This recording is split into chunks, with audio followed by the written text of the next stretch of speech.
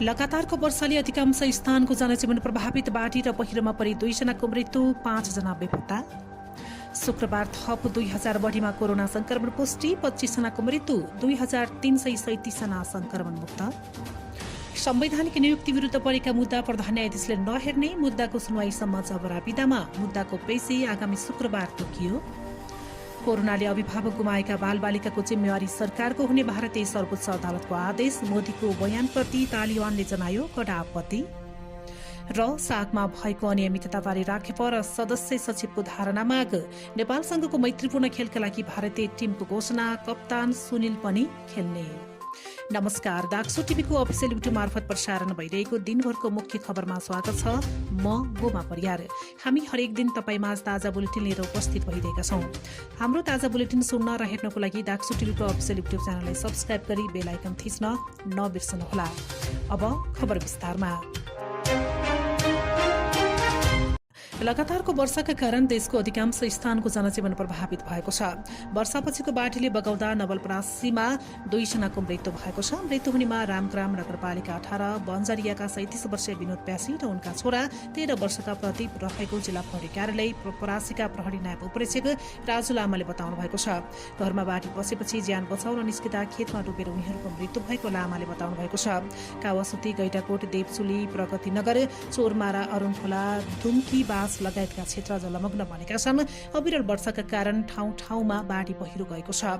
पूर्वी नवलपरासीको होप्सीकोट 4 मा हस्तबहादुर गुलामीको घर पहिरोले पुर्दा 3 जना बेपत्ता भएको जिल्ला प्रहरी कार्यालय नवलपुरका प्रहरी उपरीक्षक प्रकाश मल्लले जानकारी दिनुभएको छ।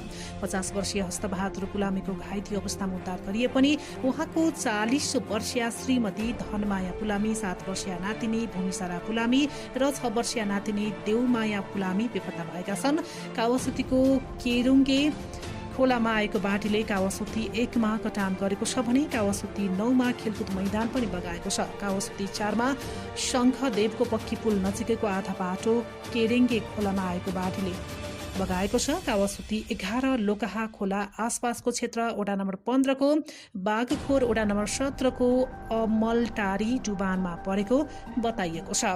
यसैबीच रूपन्देहीमा खोलामा आएको बाढीले बगाउँदा 2 जना बेपत्ता भएका छन्। रूपन्देहीको ओमसतियामा गाउँपालिका लगायतका स्थानमा आएको बाढीले बगाउँदा 2 जना बेपत्ता भएका हुन्। बेतलियाको रोहिणी खोलाले बगाउँदा स्थानीय 50 वर्षका रामेश्वर लोभ बेपत्ता भएका छन्। त्यस्तै दानव खोलामै अर्का एक युवक पनि बेपत्ता भएको बताइएको छ। यस्तै खराब मौसमका कारण दिनभर हवाई उडानमा पनि प्रभावित भएको छ। मौसम खराब भएकाले उडान सेवा समेत बन्द भएको थियो। मौसम खराबका कारण जहाज निश्चित ठाउँका लागि उडेको जहाज अवतरण हुन नसकेपछि पुनः काठमाडौँ नै फर्केको त्रिभुवन विमानस्थल कार्यालयले जनाएको छ। नेपालमा शुक्रबार थप 2065 जनामा कोरोना संक्रमण पुष्टि भएको छ। 8752 जनाको PCR परीक्षण गर्दा 1577 र 4365 को एन्टिजेन परीक्षण गर्दा 488 जना गरी यो संख्यामा संक्रमण पुष्टि भएको स्वास्थ्य तथा जनसंख्या मन्त्रालयले जनाएको छ। यस्तै संक्रमणबाट थप 25 जनाको मृत्यु भएको छ भने 2337 जना निको भएका छन्। शुक्रबार थपिएसँगै नेपालमा कोरोना संक्रमितको कुल संख्या 7,56,792 पुगेको छ, जसमध्ये 7,08,230 जना निको भइसकेका छन् भने 10,663 जनाको मृत्यु भइसकेको मन्त्रालयले जनाएको छ। मन्त्रालयका अनुसार हाल देशभर सक्रिय संक्रमितको संख्या 37,579 रहेको छ, जसमध्ये 34,676 जना होम आइसोलेसनमा रहेका छन् भने 2,923 जना संस्थागत आइसोलेसनमा रहेका छन्। त्यसमध्ये 622 जना आइसियु र 171 जना भेन्टिलेटरमा उपचाररत रहेका छन्। यसैबीच बेलायतले नेपाललाई 1,30,000 डोज कोभिड विरुद्धको एस्ट्राजेनेका खोप उपलब्ध गराएको छ। नेपालका लागि बेलायतका राजदूत निकोला पोलिटले ट्विट मार्फत खोप बिहिबार काठमाडौँ आइपुगेको जानकारी गराएका हुन्।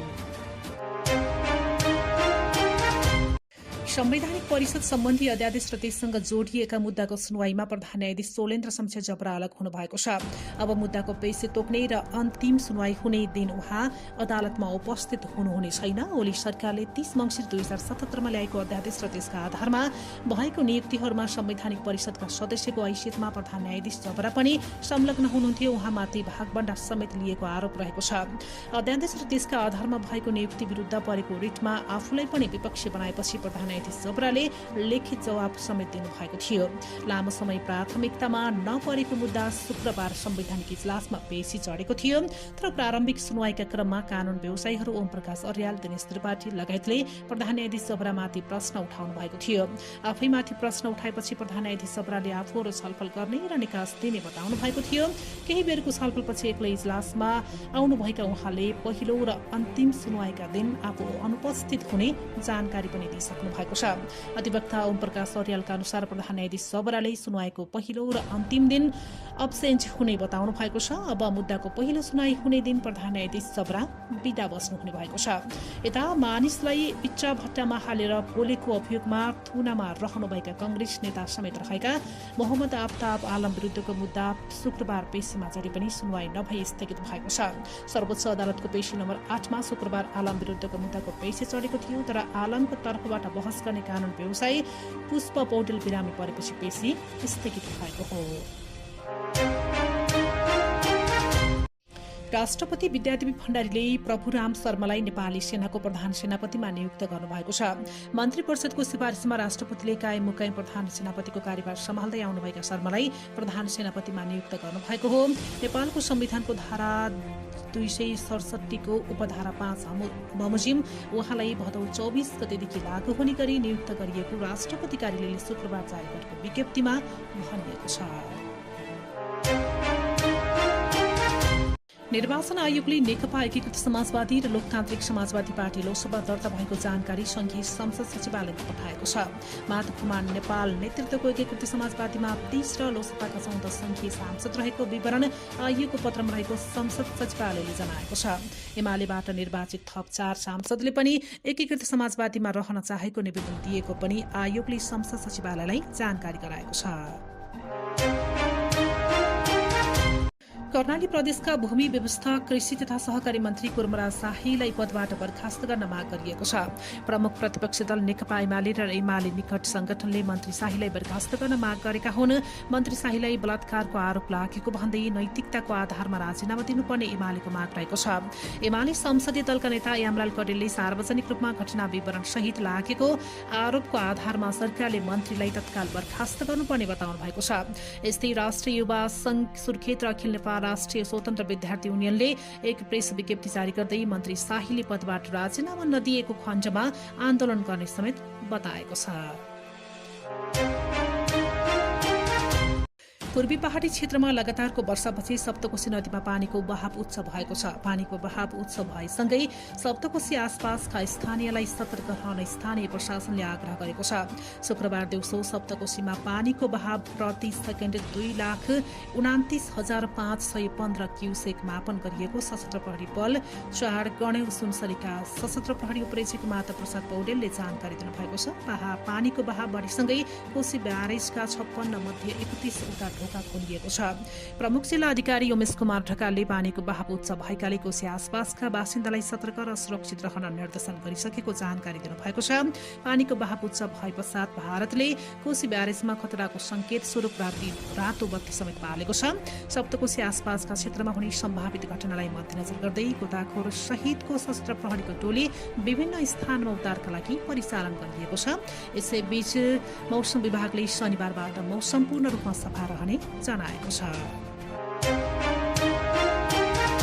नेपाल स्टक एक्सचेन्ज नेप्सेको निमित्त प्रमुख कार्यकारी अधिकृत सीईओको जिम्मेवारी निरञ्जन खुनियानलाई दिएको छ। नेप्सेका प्रमुख कार्यकारी अधिकृत चन्द्रसिंह साउदले पदबाट राजीनामा दिएसँगै अर्को व्यवस्था नभएसम्म खुनियानलाई निमित्त सीईओको जिम्मेवारी दिएको हो। नेप्सेको सञ्चालक समितिको बैठकले नियमित कार्य सुचारू राख्नका निम्ति उहाँलाई यो जिम्मेवारी प्रदान गरिएको बताएको छ। यही मंगलबार नेपाल स्टक एक्सचेन्ज नेप्सेका प्रमुख कार्यकारी अधिकृत साउदले राजीनामा दिनुभएको थियो। उहाँको कार्यकाल आगामी असोज 22 गते सकिँदै थियो। अब विदेशका खबर। भारतको सर्वोच्च अदालतले कोरोना महामारीका कारण अनाथ बन्न पुगेका बालबालिकाको रेखदेख र शिक्षाको जिम्मेवारीको सुनिश्चित गर्न राज्य सरकारहरूका नाममा आदेश जारी गरेको छ। बाबुआमा गुमाएका कारण कुनै पनि बालबालिका शिक्षाबाट वञ्चित हुन नपाउने व्यवस्था गर्न अदालतले भनेको छ। अदालतले सबै जिल्ला प्रशासनहरूलाई त्यस्ता बालबालिकाको सही तथ्याङ्क संकलनको आदेश पनि गरेको छ। निजी विद्यालयमा पढिरहेको भए पनि तिनको खर्च राज्य सरकारले उठाउनु पर्ने भनिएको छ। विद्यालयसँग कुरा गरेर बच्चाको शुल्क माफ गराउन त्यसो हुन नसके त्यसको जिम्मेवारी राज्य सरकारले उठाउनु पर्ने पनि अदालतले भनेको छ। अफगानिस्तान नियन्त्रण लिएको तालिबानले भारतका प्रधानमन्त्री नरेन्द्र मोदीको बयानप्रति कडा आपत्ति जनाएको छ। रेडियो पाकिस्तानलाई दिएको एक अन्तर्वार्तामा तालिबानका वरिष्ठ नेता शहाबुद्दिन दिलावरले भने भारतलाई चाँडै थाहा हुनेछ कि तालिबानले आफ्नो सरकार चलाउन सक्छ। तालिबान नेता शहाबुद्दिन दिलावरले पाकिस्तान आफ्नो छिमेकी र मैत्रीपूर्ण देश भएको पनि बताएका छन्। उनले 30 लाख भन्दा बढी अफगान शरणार्थीलाई आश्रय दिएको तथ्यका लागि पाकिस्तानलाई धन्यवाद पनि दिएका छन्। शहाबुद्दिन दिलावरले शरणार्थीहरूको कल्याणको लागि पाकिस्तानको सेवाहरूको लागि धन्यवाद समेत दिएका छन्। उनीहरू सबै देशहरूसँग पारस्परिक सम्मानका आधारित शान्तिपूर्ण सम्बन्ध चाहेको पनि उनले बताएका छन्। अब खेल खबर। नेपालमा आयोजना भएको 13औं दक्षिण एसियाली खेलकुद सागमा भएको अनियमितताबारे राष्ट्रिय खेलकुद परिषद राखेप र सदस्य सचिव रमेश कुमार सिलवालको धारणा माग भएको छ। नेपाल लोकतान्त्रिक खेलकुद संघले शुक्रबार एक विज्ञप्ति निकाल्दै 13औं सागमा भ्रष्टाचार जन्य कार्यहरू भएको देखिएको भन्दै राखेप र सदस्य सचिवको धारणा सार्वजनिक गर्न माग गरेको हो। र भारतीय फुटबल टिमका नियमित कप्तान सुनिल छेत्री पनि मैत्रीपूर्ण खेलका लागि नेपाल आउनु भएका छन्। भारतका मुख्य प्रशिक्षक इगोर स्टिम्याकले नेपाल विरुद्धको मैत्रीपूर्ण खेलका लागि शुक्रबार सार्वजनिक गरेको 25 सदस्यीय टोलीमा सुनिललाई पनि समावेश गरिएको छ। भारतले दशरथ रङ्गशालामा भदौ 17 र 20 गते खेल्ने भएको छ। भारतले नेपालमा अन्तर्राष्ट्रिय मैत्रीपूर्ण खेल खेल्न लागेको यो पहिलो पटक हो। त्यसका लागि भारतीय टोली सोमबार नेपाल आइपुग्ने भएको छ। यसअघि भारतले सुनिल सहित सिनियर खेलाडीलाई आराम दिने बताएको थियो। हवस् त अहिलेको लागि मुख्य खबर सकियो। भोलि फेरि मुख्य खबरका साथमा उपस्थित हुनेछौँ। बिदा दिनुहोस्। नमस्कार।